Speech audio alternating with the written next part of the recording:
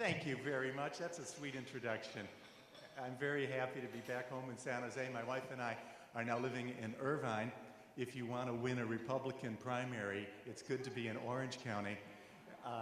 Or the alternative is, for better or worse, I can't do anything to my reputation in Northern California, so I'd better get known down south. A todos está un gran placer de estar aquí, especialmente en la ciudad antigua capital de California. It's a pleasure to recognize that we're here in the first capital of California, San Jose. Es importante de hablar idiomas en español también, porque hay muchos que hablan primeramente español. So it's important to show respect. It makes us all one. It doesn't divide. I want to speak today about something very unusual. I'm a Republican running for governor of California on a platform of fiscal conservatism, and I'm thrilled to be asked to come to your convention and to offer you what I hope would be an insight into what I think the state, where the state is, but it's also for me to listen.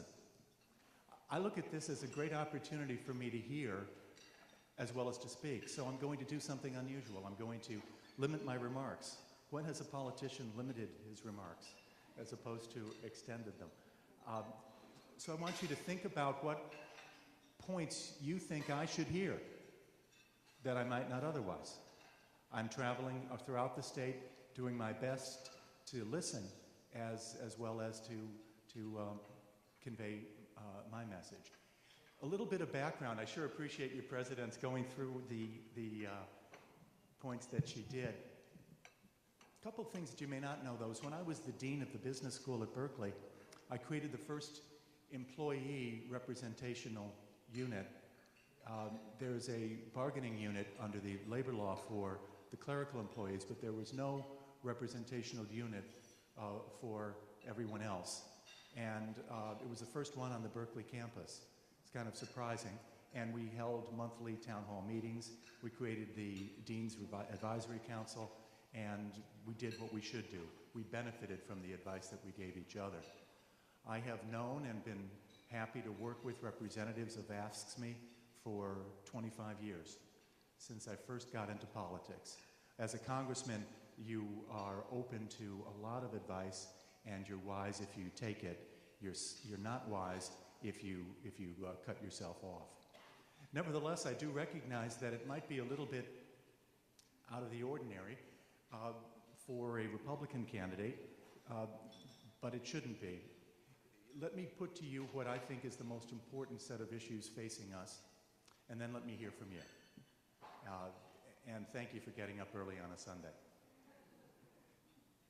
I realize I'm talking here today after 14,000 layoffs of state employees in May and 6,000 layoffs of state employees in June. And I recognize that there's a personal side to this, that it is not simply a matter of making the numbers balance.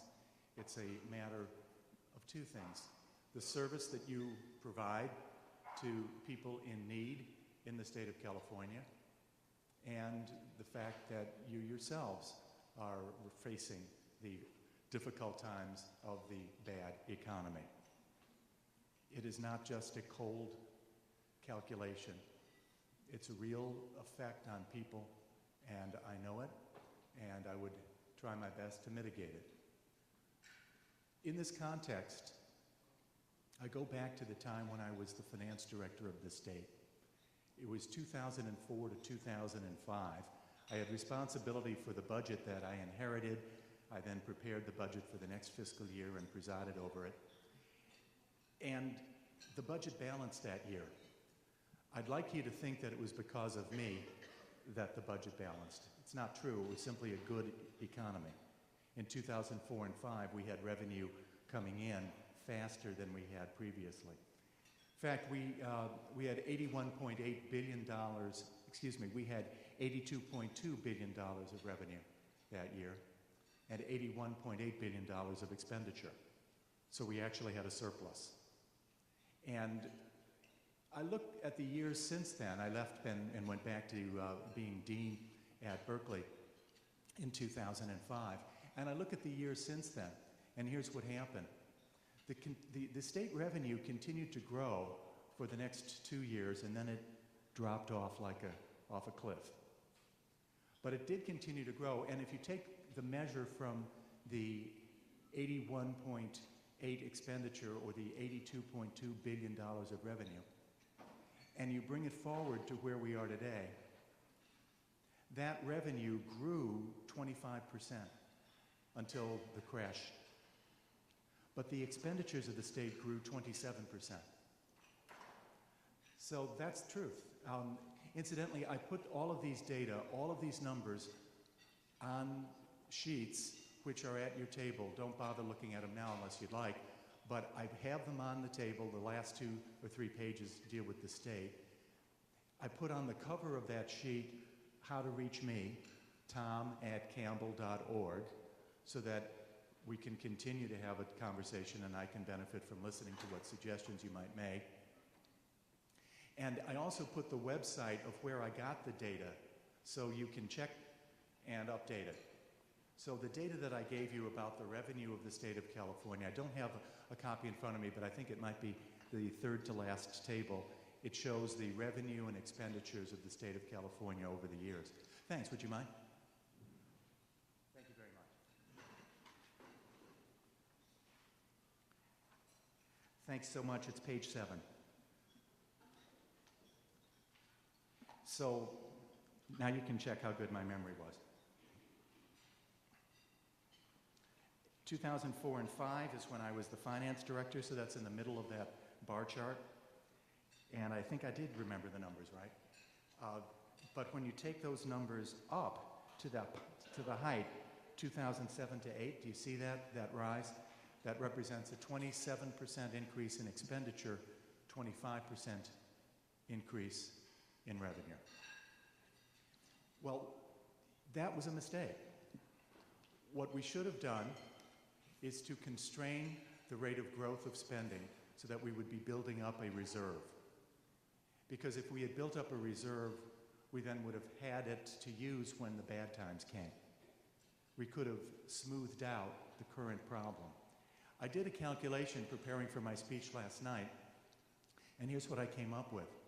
If we had kept the rate of growth of spending in the state to the population and inflation from the time I was finance director in 2005, we would have created a reserve of $27.7 billion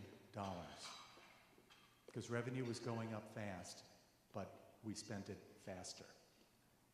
If we had, in other words, just constrained ourselves to the level of spending growth that had been the law in California from 1979 to 1988, in those days we had a provision of the Constitution that said you couldn't increase spending from one year to the next more than the growth of population and inflation. And if you had extra, it would go into a reserve. If we'd done that, we'd have 27.7. Now, last year, we were out of balance by almost $12 billion. This year, this fiscal year, we're out of balance by just under $10 billion. So that would be 22, and we'd still have almost $6 billion left in our reserve for 2010. It doesn't do a whole lot of good today, and I want to talk about what we do today to mention only the long term. But it's also